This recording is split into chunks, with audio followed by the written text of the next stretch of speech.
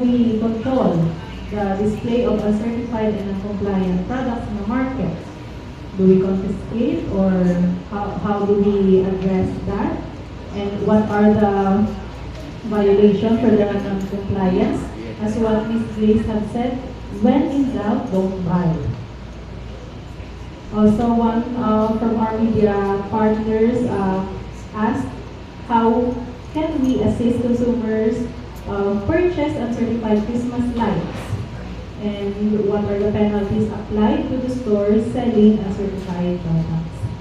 So how do we report products, especially including from online shops?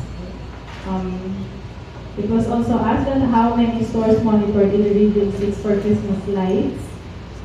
What are the business establishments are covered in monitoring? What are the penalties? And can we directly report to the DTI if we notice uncertified products? Yes, so may kita na contact numbers in Flash. Are there any specific brands of fireworks banned this year? Do the customer have the right to file a report or request for a refund for the purchased uncertified products? The sufficiency of supplies of Christmas lights and fireworks, and where are the supplies or suppliers located in the region? So also covered the number of brands of fireworks and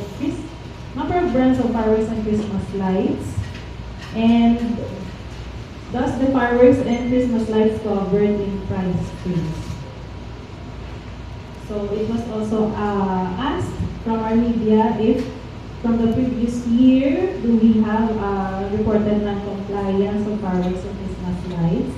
How to enforce local manufacturers selling uncertified products selling discreetly from the market? And have we monitored products with fake markets?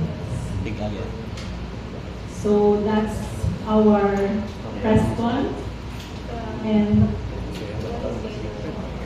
so since this is our last press conference of the year, yes, we have surprises later. And before that surprises, let's invite our OIC Assistant Regional Director, Ms. Mucha D. Torres, to officially close our press conference. Press con for the year. No? Let me emphasize 2 points that we have covered today. First, by following precautionary measures, kita nga mga consumers maka-enjoy sa fireworks safely while celebrating the season. So we can never compromise safety, especially sa subong na tiyon sa celebration. Second, we buy only certified and compliant Christmas lights. Because we can protect our households from fire and other electrical hazards and other risks na impose ang mga substandard items.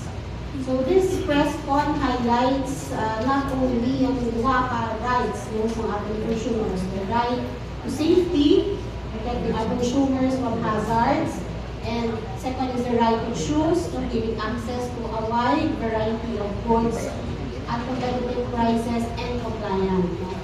Equally important man na gusto tayong highlight or emphasize sa subong press con is our right to information na nag-ensure sa ating mga consumers na maka-receive sila sa kompleto at eksakto na detalye about sa mga products para ma-avoid ang mga misleading na mga claims. So, ini nga mga rights empower every Filipino to make informed decisions so that ma-exercise naman ang responsibility for critical awareness because we cannot give what we do not have, and information is also power. So, if we have the information, we become also critically aware. We become more alert and questioning about prices, about quality. And sa ginaya, ito gina-emphasize ng ID to our media partners, you have a big contribution in expanding our advocacy, in expanding the capabilities ng ating mga consumers. So we believe that sharing all of this information today na na-discuss is a valuable opportunity para mabuligan natin ang mga families to keep their homes safe, because a happy, peaceful, and secure home is one of the best Christmas gifts we can give and receive this season. So again, thank you sa atong mga media partners for helping us spread important messages, and let us work together to make this holiday season safe and joyful for everyone. Mayong araw sa kanila. Thank you, ARD for your message. Thank you also to our media friends for your thoughtful questions and to our panelists for their comprehensive responses. As the year comes close, we reiterate PTI Region 6 commitment to ensuring a safe and joyful holiday season for all consumers. We remind everyone to purchase all these certified Christmas lights and authorized consumer fireworks, and to remain vigilant when buying products that may pose safety risks. Rest assured that PTI will continue to intensify monitoring efforts and uphold fair trade practices throughout the holiday season. Before we end the press conference, may I request everyone for a photo opportunity. Please also remember to fill out the CSF before you leave. And